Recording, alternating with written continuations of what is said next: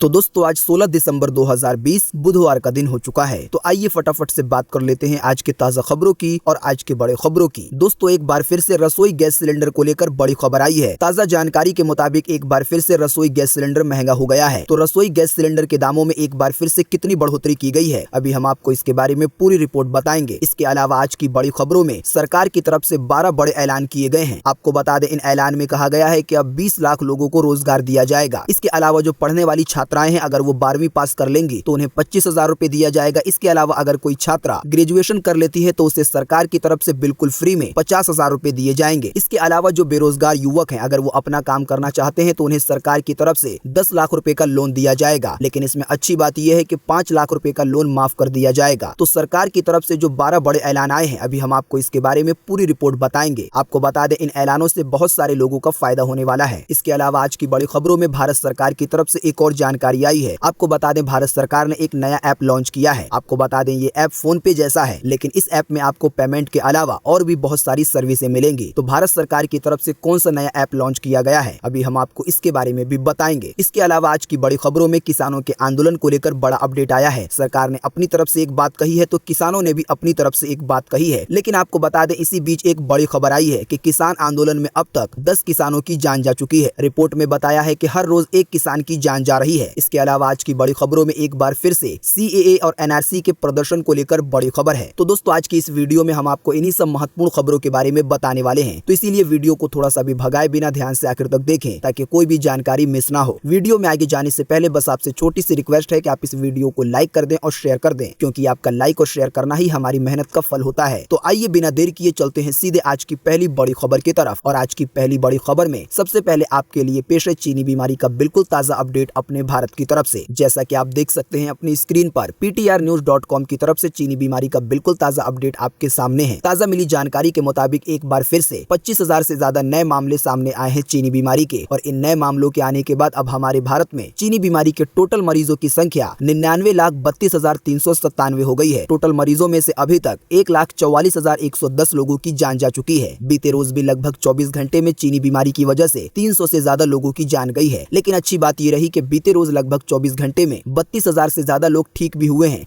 ठीक होने वाले टोटल लोगों की संख्या 94,54,871 हो गई है। यानी कि टोटल मरीजों में से इतने सारे लोग ठीक हो चुके हैं। इसके अलावा अब जो लोग बचे हैं, जिन लोगों का अभी भी इलाज चल रहा है, तो उनकी संख्या अब हमारे भारत में 3,30,826 हो गई है। बात करेंगे आज के अगले बड़े खबर की, तो घरेलू गैस सिलेंडर की कीमतों में एक बार फिर से हुआ बड़ा इजाफा। जी हाँ, अगर आप अपने घर में रसोई गैस का इस्तेमाल करते हैं तो ये खबर आपके लिए बेहद ही जरूरी है। आपको बता दें कि इस महीने में दूसरी बार रसोई गैस सिलेंडर के दामों में बढ़ोतरी की गई है। ताजा जानकारी के मुताबिक 14 किलो 200 ग्राम वाले सिलेंडर में 50 रुपए की बढ़ोतरी की गई है। इस बढ़ोतरी के बाद बिना सब्सिडी वाला गैस सिलेंडर राजधानी दिल्ली में 694 रुपए का हो गया है। इसके अलावा कोलकाता में इसका दाम 720 रुपए 50 पैसे हो गया है। वहीं मुंबई में इसका दाम 694 रुपए हो गया है। वहीं चेन्नई में ये 710 रुपए का मिल रहा है। आपको बता दें जो रसोई गैस सिलेंडर 14 किलो 200 ग्राम गैस के साथ आता है, ये भाव उस सिलेंडर का है। बाकी जिन लोगों को सब्सिडी मिलती है तो सब्सिडी मिलने के बाद इसका दाम थोड़ा कम हो जाएगा। इसके अलावा आपको बता दें कि एक 5 किलो वाला सिलेंडर आता है, उसकी कीमत में भी 18 रुपए की बढ़ोतरी हुई है। इस बढ़ोतरी के बाद अब ये सिलेंडर 250 रुपए के आसपास का मिलेगा। साथ ही में अगर बात करें कमर्शियल गैस सिलेंडर जो कि 19 किलो गैस के साथ आता है, तो आपको बता दें इस सिलेंडर के दाम में 36 रुपए 50 पैसे की बढ़ोतरी की गई है। इस बढ़ोतरी के बाद अभी राजधानी दिल्ली में कमर्शियल गैस सिलेंडर की कीमत 1332 रुपए है। वहीं कोलकाता में इसका दाम 1387 रुपए 50 पैसे है। वहीं मुंबई में 1280 रुपए 50 पैसे है। वहीं चेन्नई में ये कमर्शियल गैस सिलेंडर आपको 1446 रुपए 50 पैसे का मिलेगा। अगर आप दिल्ली, कोलकाता, मुंबई, चेन्नई में नहीं रहते हैं तो अभी हम आपको थोड़ी देर में एक बड़ा ही आसान तरीका बताएंगे जिसके जरिए आप अपने शहर के गैस सिलेंडर का ताजा भाव देख पाएंगे। आपको बता दें सभी राज्यों में अलग अलग टैक्स लगता है और इसी की वजह से ये दाम ऊपर नीचे होते हैं। तो दोस्तों इसी वीडियो में बने रहिए हमारे साथ। घरेलू गैस सिलेंडर से जुड़ी एक और जानकारी आपको मिलने वाली है। बात करेंगे आज के अगले बड़े खबर की, तो इस राज्य की सरकार ने किए 12 बड़े ऐलान। लोगों को होने वाला है खूब सारा फायदा। जी हाँ, कैबिनेट की बैठक में 12 बड़े फैसले लिए गए हैं, यानी कि 12 बड़े ऐलान किए गए हैं। आपको बता दें जो पहला ऐलान किया गया है उसके मुताबिक सरकारी और गैर सरकारी क्षेत्र में रोजगार के 20 लाख अवसर पैदा होने वाले हैं। यानी कि सरकार की तरफ से 20 लाख लोगों को आने वाले दिनों में नौकरी मिलेगी और ये नौकरी सरकारी भी होगी, प्राइवेट भी होगी। इसके अलावा आपको बता दें कि जो बेरोजगार युवक अपना रोजगार शुरू करना चाहते हैं, अपना कोई काम धंधा शुरू करना चाहते हैं, तो उन्हें सरकार की तरफ से 10 लाख रुपए का लोन दिया जाएगा। इसमें 5 लाख रुपए माफ कर दिया जाएगा। बाकी 5 लाख रुपए लोन के रूप में चलेगा, जिस पर मात्र 1% का ब्याज देना होगा। यानी कि 5 लाख रुपए की मदद सरकार की तरफ से बिल्कुल फ्री में की जाएगी। जो भी बेरोजगार युवक हैं, जो लोग अपना काम काम खोलना चाहते हैं उन लोगों के लिए। इसके अलावा आपको बता दें कि सरकार ने ऐलान किया है कि जो चीनी बीमारी का टीका है यानी कि जो चीनी बीमारी की दवा है तो वो बिल्कुल फ्री में दी जाएगी। इसके अलावा आपको बता दें कि सरकार ने ये भी ऐलान किया है कि जो भी लड़कियां यानी कि छात्राएं 12वीं पास कर लेंगी तो उन्हें सहायता के रूप में बिल्कुल फ्री में 25,000 रुपए दिए जाएंगे। इसके अलावा जो लड़कियां यानी कि छात्रा ग्रेजुएशन कर लेती हैं तो उन्हें 50,000 रुपए की सहायता दी जाएगी। साथ ही में ये भी ऐलान किया गया है कि अब हर IIT और पॉलिटेक्निक कॉलेज में बेहतर ट्रेनिंग के लिए हाई लेवल का सेंटर बनाया जाएगा। साथ ही में हर जिले में कम से कम एक मेगा स्किल सेंटर खोला जाएगा। हर प्रमंडल में टूल रूम और ट्रेनिंग सेंटर खोला जाएगा। स्किल डेवलपमेंट और उद्यमिता को बढ़ावा देने के लिए अलग से विभाग बनाया जाएगा ताकि लोग ज्यादा से ज्यादा काम सीख सकें और फिर बेरोजगारी कम हो सके। इसके लिए एक अलग से विभाग बनाया जाएगा। तकनीकी शिक्षा की पढ़ाई अब हिंदी भाषा में भी करवाई जाएगी। साथ ही में ये भी कहा गया है कि सभी शहरों में वृद्धों के लिए यानी कि बुजुर्गों के लिए आश्रय स्थल बनाया जाएगा। यानी कि जिस भी बुजुर्ग के पास रहने का कोई समाधान नहीं होगा तो वो लोग इन आश्रय स्थल में रह सकेंगे। इसके अलावा जो लोग शहर में बेघर हैं तो उनके लिए भी घर बनाया जाएगा और उन्हें घर दिया जाएगा। तो दोस्तों इन बड़े बड़े ऐलानों का फायदा बहुत सारे लोगों को मिलने वाला है। लेकिन आपको बता दें ये सारे ऐलान भारत की सरकार ने नहीं किया है बल्कि एक राज्य की सरकार ने किया है। लेकिन आपको बता दें कि इस राज्य में PM मोदी की ही सरकार है। अभी हम आपको थोड़ी देर में बताएंगे कि ये सारे ऐलान किस राज्य की सरकार की तरफ से किए गए हैं। तो बने रहिए हमारे साथ, ये आपके लिए एक सरप्राइज है। बात करेंगे आज के अगले बड़े खबर की तो यूपी विधानसभा 2022 में उतरेगी आम आदमी पार्टी। केजरीवाल बोले दिल्ली जैसी सुविधाएं यूपी में क्यों नहीं हो सकती। जी हाँ, जो लोग दिल्ली के बारे में जानते होंगे उन्हें पता होगा कि दिल्ली में बिजली मुफ्त दी जाती है। लेकिन आपको बता दें इसके लिए एक यूनिट तय है। साथ ही में आपको बता दें दिल्ली में पानी भी मुफ्त दिया जाता है। इसके अलावा कई ऐसी सर्विसें हैं जो कि दिल्ली में दी जाती हैं, लेकिन इस तरह की सर्विस पूरे देश में कहीं पर भी नहीं है। आपको बता दें अब इन्हीं सब मुद्दे को लेकर आम आदमी पार्टी आने वाले यूपी के विधानसभा चुनाव में खड़ी होने वाली है। जी हाँ, ताज़ा जानकारी के मुताबिक आम आदमी पार्टी के प्रमुख और दिल्ली के मुख्यमंत्री अरविंद केजरीवाल ने ऐलान किया है कि उनकी पार्टी 2022 में उत्तर प्रदेश का विधानसभा चुनाव लड़ेगी। अरविंद केजरीवाल ने मंगलवार को प्रेस कॉन्फ्रेंस की। इस दौरान उन्होंने उत्तर प्रदेश में चीनी बीमारी संकट और अन्य मसलों को लेकर सवाल उठाए। केजरीवाल ने सवाल किया कि अगर दिल्ली में इस तरह की सुविधाएं तैयार की जा सकती हैं, तो फिर यूपी में ऐसा क्यों नहीं हो सकता। दिल्ली के मुख्यमंत्री अरविंद केजरीवाल ने कहा कि यूपी ने अब तक गंदी राजनीति देखी है, ऐसे में अब उसे एक नया मौका मिलना चाहिए। देश के सबसे बड़े राज्य में अच्छी सुविधाएं क्यों नहीं हो सकती। केजरीवाल ने पूछा कि यूपी में मोहल्ला क्लिनिक, मुफ्त बिजली, मुफ्त पानी की सुविधा क्यों नहीं मिल सकती। दिल्ली के मुख्यमंत्री ने कहा कि दिल्ली में यूपी के बहुत सारे लोग रहते हैं और उन्होंने उनसे अपील की है कि यूपी में भी इस तरह की सुविधाएं मिलनी चाहिए और इसी की वजह से जो यूपी में अगला चुनाव होने वाला है विधानसभा का, तो इसमें आम आदमी पार्टी भी हिस्सा लेगी। आपको बता दें यूपी में आम आदमी पार्टी के आने की वजह से जो छोटी छोटी पार्टियां हैं या कांग्रेस पार्टी है, इसके अलावा जो बीजेपी पार्टी है, तो उस पर भी असर पड़ सकता है। आपको बता दें अभी हाल ही में गोवा में पंचायत चुनाव हुआ था और वहां पर भी आम आदमी पार्टी ने अपना खाता खोल लिया है। गोवा के पंचायत चुनाव में आम आदमी पार्टी को एक सीट मिल गई है, हालांकि भाजपा सबसे आगे रही। बात करेंगे आज के अगले बड़े खबर की तो भारत सरकार ने लॉन्च किया नया डिजिटल पेमेंट ऐप जिसका नाम है डाक पे। आइए बताएं इसके बारे में। जी हाँ, भारतीय डाक विभाग और इंडिया पेमेंट बैंक ने एक नया डिजिटल पेमेंट ऐप डाक पे लॉन्च किया है, यानी कि इस ऐप का नाम है डाक पे। ऐप की लॉन्चिंग बीते रोज एक वर्चुअल इवेंट में की गई जिसमें IT और दूरसंचार मंत्री रविशंकर प्रसाद मौजूद रहे। दोस्तों, ताजा मिली जानकारी के मुताबिक आपको बता दें कि डाक पे सिर्फ एक डिजिटल पेमेंट ऐप नहीं है, बल्कि इसके जरिए संबंधित बैंक और डाक की अन्य सेवाएं भी मिलेंगी। डाक पे ऐप में भी डिजिटल पेमेंट के लिए QR कोड स्कैनर की सुविधा है, यानी कि आप जिस तरीके से फोन पे के जरिए, पेटीएम के जरिए, गूगल पे के जरिए कहीं पर भी पेमेंट कर पाते हैं, तो इस ऐप से भी आप ऐसा ही कर पाएंगे। लेकिन आपको बता दें इस ऐप में पेमेंट की सुविधा के अलावा आपको बैंक से जुड़ी भी बहुत सारी जानकारियां मिलेंगी। इसके अलावा जो इंडिया पोस्ट का बैंक है उसके बारे में भी आपको अधिक जानकारी मिलेगी। सबसे अच्छी बात यह है कि ये सरकार का अपना ऐप है। आपको बता दें ये ऐप लगभग पेमेंट के मामले में बिल्कुल फोन पे, गूगल पे की तरह ही काम करेगा। बाकी ज्यादा जानकारी के लिए आप इसे गूगल प्ले स्टोर से बिल्कुल फ्री में डाउनलोड कर सकते हैं। डाउनलोड का लिंक आपको कहां पर मिलेगा ताकि आप कोई डुप्लीकेट ऐप डाउनलोड ना कर पाएं, इसके बारे में अभी हम आपको थोड़ी देर में बताएंगे। बताने से पहले आइए जान लेते हैं आज की कुछ और महत्वपूर्ण और जरूरी खबरें। बात करेंगे आज के अगले बड़े खबर की तो शहद खरीदने के साथ लें प्योरिटी का सर्टिफिकेट। इस कंपनी ने किया है ये ऐलान। जी हाँ, अभी हाल ही में शहद में मिलावट को लेकर काफी बड़ी खबर आई थी। रिपोर्ट में ये बताया गया था कि जो भी बड़ी बड़ी कंपनियां शहद को बेच रही हैं, तो इन कंपनियों के शहद में भी मिलावट होती है। आपको बता दें ये मामला काफी दिनों तक चला, लेकिन आपको बता दें इसी मामले की कड़ी में एक और बड़ी खबर आई है। खबर के मुताबिक आपको बता दें कि अब आपको शहद खरीदते समय शुद्धता की गारंटी मिलेगी। जी हाँ, ये बिल्कुल सच है। कंज्यूमर गुड्स बनाने वाली कंपनी मैरिको ने ये बड़ा ऐलान किया है। कंपनी अब प्रोडक्ट खरीदने पर ग्राहकों को सफोला हनी सर्टिफिकेट भी देगी, यानी कि आपको शहद के साथ एक सर्टिफिकेट मिलेगा। ये सर्टिफिकेट इस बात को साबित करेगा कि जो शहद आप खरीद रहे हैं वो बिल्कुल प्योर है, इसमें कोई भी मिलावट नहीं है। साथ ही में इससे ये भी प्रमाणित होगा कि इस शहद को 60 से ज्यादा क्वालिटी चेक किए गए हैं, यानी कि इसे 60 बार लगभग परखा गया है। तो दोस्तों, अगर आप प्योर और ओरिजिनल शहद की तलाश में हैं, तो आप मैरिको का शहद खरीद के देख सकते हैं। बात करेंगे आज के अगले बड़े खबर की तो ब्रिटेन के प्रधानमंत्री बोरिस जॉनसन जॉनसन होंगे गणतंत्र दिवस पर खास मेहमान। पीएम मोदी के पत्र को किया है स्वीकार। जी हां, ब्रिटेन के प्रधानमंत्री बोरिस जॉनसन इस साल 2021 में भारत के गणतंत्र दिवस यानी कि 26 जनवरी के समारोह में खास मेहमान के रूप में होंगे। आपको बता दें, ताजा जानकारी आई है कि ब्रिटेन की सरकार की तरफ से भारत की तरफ से जो पत्र भेजा गया था उसे स्वीकार कर लिया गया है। तो इस बार जो 26 जनवरी का समारोह होगा लाल किले पर, तो वहां पर जो खास मेहमान होंगे तो वो ब्रिटेन के प्रधानमंत्री बोरिस जॉनसन होंगे। बात करेंगे आज के अगले बड़े खबर की, तो दिल्ली की अदालत ने 14 देशों के 36 तबलीगी जमात से जुड़े नागरिकों को सभी आरोपों से किया बरी। जी हां, तबलीगी जमात को लेकर एक बार फिर से बड़ी खबर आई है। शायद आपको तबलीगी जमात का नाम याद होगा। आपको बता दें, जिस समय हमारे देश में चीनी बीमारी की महामारी फैल रही थी तो उस वक्त तबलीगी जमात का नाम हमें मीडिया में काफी ज्यादा देखने को मिला था। उस समय ये रिपोर्ट आई थी कि तबलीगी जमात से जुड़े लोगों की वजह से चीनी बीमारी फैल रही है। आपको बता दें, इसी की वजह से कई सारे लोगों को गिरफ्तार भी किया गया था। आपको बता दें, अभी हाल ही में कई सारे लोगों को रिहा किया गया है। कोर्ट की तरफ से कहा गया है कि जो भी आरोप तबलीगी जमात के लोगों पर लगाए गए थे वो सही नहीं है। आपको बता दें, जिन लोगों को गिरफ्तार किया गया था तो उनमें विदेशी लोग भी थे, लेकिन आपको बता दें दिल्ली की एक कोर्ट ने फाइनली 14 देश के 36 विदेशियों को सभी आरोपों से बिल्कुल बरी करते हुए रिहा कर दिया है। रिपोर्ट में ये जानकारी आई है कि तबलीगी जमात से जुड़े लोगों के खिलाफ कोई भी ठोस सबूत नहीं मिला है। जो भी उन पर आरोप लगाए थे वो साबित नहीं हो पाए हैं कि इनकी वजह से चीनी बीमारी फैल रही थी। इसी की वजह से सभी लोगों को बाइज्जत बरी किया गया है। जिन लोगों को पता नहीं है उन्हें हम बता दें कि तबलीगी जमात एक इस्लामी संगठन है जो कि इस्लामी धर्म के बारे में सिखाती है, यानी कि जो मुसलमान है वो उन्हें ही सिखाती है कि धर्म पर कैसे चलना चाहिए। बात करेंगे आज के अगले बड़े खबर की, तो नींद उड़ाने वाला है सरकारी सेवकों को 30 साल की नौकरी के बाद घर भेजने वाला कानून। जी हां, केंद्र के एक कानून से सरकारी कर्मचारी डरे हुए हैं। आपको बता दें, इस कानून ने सरकारी सेवकों की नींद उड़ा रखी है। इस कानून के तहत किसी भी कर्मी को 30 साल की सेवा के बाद घर का रास्ता दिखाया जा सकता है। यानी अगर किसी कर्मचारी की रिटायरमेंट की तारीख नहीं आई है, उसके बावजूद भी अगर उसके 30 साल पूरे हो गए हैं तो उसको नौकरी से निकाला जा सकता है। और इसी की वजह से सरकारी कर्मचारी इस कानून को लेकर डरे हुए हैं। आपको बता दें कि केंद्र सरकार ने अपने सभी मंत्रालयों को और विभागों को इस कानून को इस्तेमाल करने की छूट दे दी है। यानी कि अब किसी भी सरकारी कर्मचारी को अगर उसके 30 साल पूरे हो जाते हैं नौकरी करते हुए तो उसे काम से हटाया जा सकता है। साथ ही में आपको बता दें कि सरकारी कर्मचारी इस कानून के खिलाफ कोर्ट में भी नहीं जा सकते हैं, क्योंकि सुप्रीम कोर्ट इस नियम पर पहले ही मुहर लगा चुका है। जानकारी के मुताबिक लगभग 3 महीने से सभी मंत्रालयों और विभागों में ऐसे कर्मियों की लिस्ट बनाई जा रही है जो विभाग की क्षमता के हिसाब से पूरा काम नहीं करते हैं, यानी कि उन्हें जितना काम करना चाहिए उतना काम नहीं करते हैं। तो ऐसे लोगों की लिस्ट बनाई जाएगी और जिन भी लोगों के 30 साल पूरे हो गए होंगे तो उन्हें रिटायरमेंट से पहले ही घर का रास्ता दिखा दिया जाएगा। बात करेंगे आज के अगले बड़े खबर की, तो चीनी बीमारी की वैक्सीन लगने पर होगा साइड इफेक्ट। केंद्र सरकार ने इस बात पर क्या कहा है, आइए बताएं इसके बारे में। जी हां, 1 साल के भीतर ही चीनी बीमारी की वैक्सीन अपने देश में आने वाली है। पीएम मोदी भी इस बात का ऐलान कर चुके हैं कि आने वाले कुछ हफ्तों में चीनी बीमारी की दवा हमारे भारत में आ जाएगी और इसको देने का यानी कि टीकाकरण का काम शुरू हो जाएगा। लेकिन आपको बता दें, ऐसे में कई तरह की आशंकाएं जन्म ले रही हैं, जिसमें ये बातें उठ रही हैं और कहा जा रहा है कि जो चीनी बीमारी की दवा आने वाली है तो क्या इससे कोई साइड इफेक्ट भी हो सकता है। आपको बता दें, बीते रोज मंगलवार को सरकार की ओर से ये बात बिल्कुल साफ की गई है कि साइड इफेक्ट की संभावनाओं से इनकार नहीं किया जा सकता है। यानी कि सरकार की तरफ से ही ये जानकारी आई है कि ऐसा हो सकता है कि जो चीनी बीमारी की दवा है तो उससे कई लोगों में साइड इफेक्ट का भी असर देखा जाए। आपको बता दें, इससे पहले दूसरे देशों की तरफ से ये जानकारी आई है कि जिन भी लोगों को चीनी बीमारी की दवा दी गई थी तो उनमें से कुछ लोगों पर चीनी बीमारी की दवा ने साइड इफेक्ट दिखा दिया है। इसी की वजह से भारत की सरकार ने इस बात को साफ किया है कि जो चीनी बीमारी की दवा होगी, जो चीनी बीमारी का टीका होगा, तो ये साइड इफेक्ट कर सकता है, इसकी संभावना से इनकार नहीं किया जा सकता। केंद्रीय स्वास्थ्य सचिव राजेश भूषण ने ये चेतावनी दी है कि साइड इफेक्ट का ज्यादा असर बच्चों में और जो गर्भवती महिलाएं हैं तो उनमें देखा जा सकता है। तो जो हमारे देश में चीनी बीमारी की दवा आने वाली है उसको लेकर ये एक बड़ी खबर थी। बात करेंगे आज के अगले बड़े खबर की, तो पीएम मोदी ने दिया बड़ा बयान, वही कृषि सुधार किए जिनकी वर्षों से हो रही थी मांग, विपक्ष कर रहा है भ्रमित किसानों को। जी हां, प्रधानमंत्री नरेंद्र मोदी बीते रोज 1 दिवसीय दौरे के तहत गुजरात पहुंचे। पीएम मोदी ने कक्ष में हाइब्रिड रिन्यूएबल एनर्जी पार्क की आधारशिला रखी। इसके बाद पीएम मोदी ने लोगों को संबोधित करते हुए कहा कि इस पार्क में 1.5 लाख करोड़ रुपए का निवेश किया जाएगा, इससे यहाँ रहने वाले लोगों को रोजगार मिलेगा। प्रधानमंत्री ने बताया कि कैसे गुजरात में न्यूनतम हस्तक्षेप के जरिए कृषि सेक्टर का विकास हुआ है। वहीं कृषि कानूनों पर हो रहे प्रदर्शन को लेकर पीएम मोदी ने कहा कि सरकार ने कृषि कानूनों के जरिए उन चीजों का प्रावधान किया है जिनकी मांग कई वर्षों से की जा रही थी। आपको बिल्कुल आसान सी भाषा में बताएं तो पीएम मोदी ने बीते रोज एक भाषण दिया जिसमें पीएम मोदी ने कहा कि जो भी हमने किसानों को लेकर कानून बनाए हैं तो ये वही कानून है जिसकी मांग खुद किसान कई वर्षों से कर रहे थे। पीएम मोदी ने कहा कि इस कानून से जो कृषि सेक्टर है उसका विकास भी होगा। लेकिन आपको बता दें, दूसरी तरफ किसान कानून की वापसी को लेकर अपनी जिद पर अड़े हुए हैं। किसानों के आंदोलन का अगला अपडेट आपकी स्क्रीन पर है कि कृषि कानूनों की वापसी की मांग पर टस से मस नहीं हो रहे हैं आंदोलनकारी किसान। जी हां, 3 नए कृषि कानूनों के खिलाफ अपना रुख कड़ा करते हुए किसान नेताओं ने बीते रोज मंगलवार को कहा कि वो सरकार के इस कानून को वापस करा के ही रहेंगे और इसके लिए अपनी लड़ाई लड़ाई जारी रखेंगे। किसानों के संगठनों की तरफ से ये जानकारी आई है। साथ ही में आपको बता दें, अब ये किसानों ने ऐलान किया है कि आज बुधवार को दिल्ली और नोएडा के बीच जो चिल्ला बॉर्डर है उसको अब पूरी तरीके से जाम कर दिया जाएगा। यानी कि चिल्ला बॉर्डर से कोई भी दिल्ली में एंटर नहीं हो सकेगा। इसको पूरी तरीके से जाम कर देंगे किसान। लेकिन आपको बता दें, इस सब के बावजूद भारत सरकार का कहना है कि जो कानून सरकार ने बनाए हैं किसानों को लेकर, तो उसे वापस नहीं लिया जाएगा। हाँ, इतना हो सकता है कि इन कानून में बदलाव किया जा सकता है, लेकिन किसानों की ये मांग है कि कानून को सीधे वापस लिया जाए। हमें इसमें कोई भी बदलाव नहीं करवाना है। जहाँ एक तरफ सरकार अपनी जिद पर अड़ी हुई है, तो वहीं दूसरी तरफ भी किसान पीछे हटने के लिए तैयार नहीं है। लेकिन आपको बता दें, इन सभी मामलों के बीच कई सारे किसानों का बड़ा नुकसान भी हो रहा है। जैसा कि आप देख सकते हैं अगली खबर कि सीने में दर्द के बाद धरने पर बैठे बुजुर्ग किसान की मौत, 10 पर पहुंचा है आंकड़ा। जी हां, कुंडली बॉर्डर पर किसान के धरने में बैठे पंजाब के एक किसान की बीते रोज मंगलवार को जान चली गई है। बीते रोज मंगलवार दोपहर करीब 1:45 बजे 74 साल के किसान गुरमीत सिंह के सीने में दर्द उठा और उन्होंने दम तोड़ दिया। आपको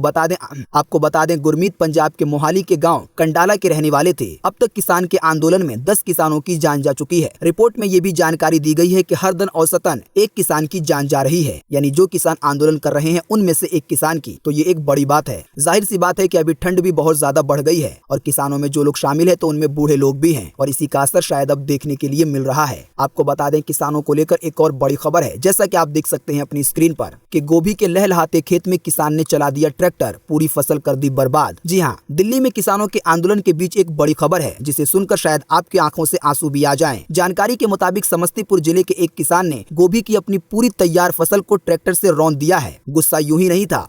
अगर आप एक बीज 1 रुपए का लगाएंगे और बीज को लगाने के बाद जो आप मेहनत से फसल तैयार करेंगे उसकी कीमत 50 पैसे हो जाए, यानी कि आपकी मेहनत भी जाए, बीज का जो पैसा है वो भी आधा हो जाए, तो फिर आप क्या करेंगे? आपको बता दें, समस्तीपुर के एक किसान है ओम प्रकाश, उनका दर्द भी यही है। जानकारी के मुताबिक समस्तीपुर के किसान ओम प्रकाश यादव ने गोभी की खेती 4000 रुपए प्रति कट्ठा की थी, यानी कि एक कट्ठा का खर्च लगभग 4000 रुपए था। बड़ी मेहनत से उन्होंने ठंड में जाग जाग कर फसल की रखवाली की और फसल को कई महीनों में तैयार किया। लेकिन जब इसके बेचने की बारी आई तो ओम प्रकाश को पता चला कि उनकी गोभी के रेट कौड़ियों के भाव हो गए हैं, यानी कि उनके गोभी को 1 रुपए किलो से भी कम दाम पर खरीदा जा रहा है। ऐसे में आप सोच सकते हैं कि बीज का पैसा निकलेगा या मेहनत का पैसा निकलेगा या फिर घर का खर्च चलेगा। आपको बता दें, इसी की वजह से शायद अपने दर्द में और गुस्से में किसान ओम प्रकाश ने पूरी फसल को बर्बाद कर दिया और अपनी लहलहाती फसल पर ट्रैक्टर चला दिया। दोस्तों, वैसे आपको बता दें कि किसान जो एक कानून की मांग कर रहे हैं जिसको MSP के रूप में जाना जाता है, यानी कि मिनिमम सपोर्ट प्राइस। आपको बता दें, वैसे भारत सरकार भी कह रही है कि जो MSP है वो जारी रहेगी, लेकिन आपको बता दें किसानों का ये कहना है कि जो MSP है वो सभी फसलों पर लागू होनी चाहिए। जिन लोगों को पता नहीं है उन्हें बिल्कुल आसान सी भाषा में बताएं कि MSP क्या होता है। आपको बता दें, MSP के जरिए सरकार ये किसानों को गारंटी देती है कि आपकी जो फसल है वो इससे कम दाम में नहीं बिकेगी, यानी कि सरकार ही किसानों की फसल का एक मिनिमम प्राइस तय कर देती है। कोई भी व्यापारी किसानों से उस फसल को उससे कम कीमत पर नहीं खरीद सकता। कोई दुकान वाला या मंडी वाला जबरदस्ती और ज्यादा कम दाम पर फसल को खरीदना चाहता है तो फिर ये असल में अपराध होता है। तो शायद इसी की वजह से बहुत सारे किसानों की तरफ से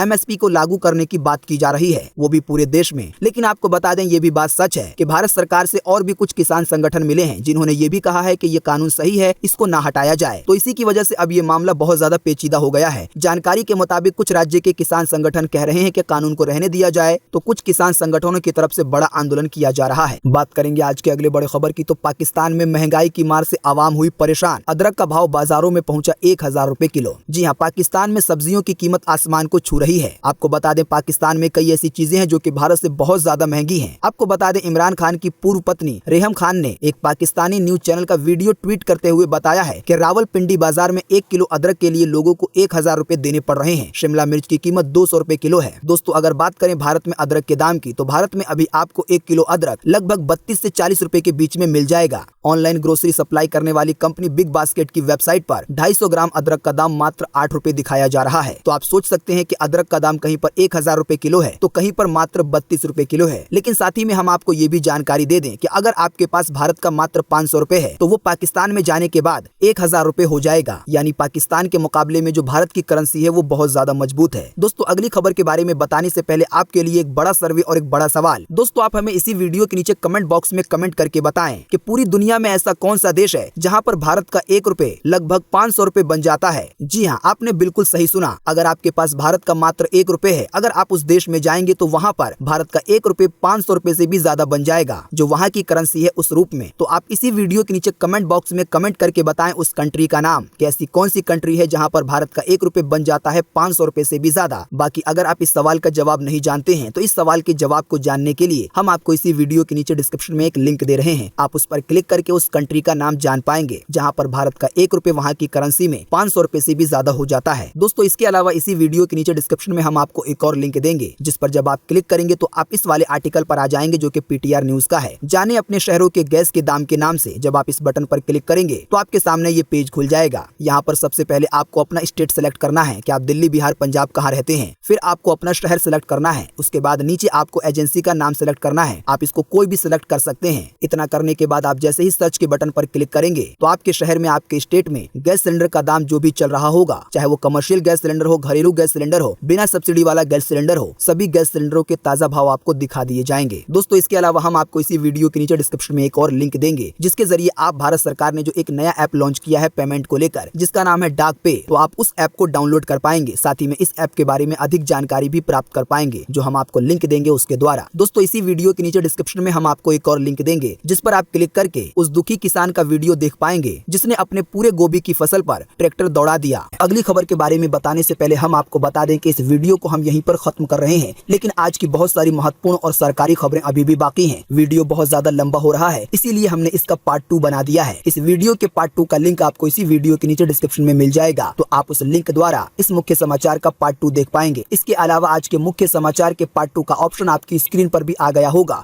तो आप उस पर मात्र एक बार क्लिक करके आज के मुख्य समाचार के पार्ट 2 को देख सकते हैं। थंबनेल में जो भी जानकारी दी गई है तो वो दोनों वीडियो को मिलाकर है।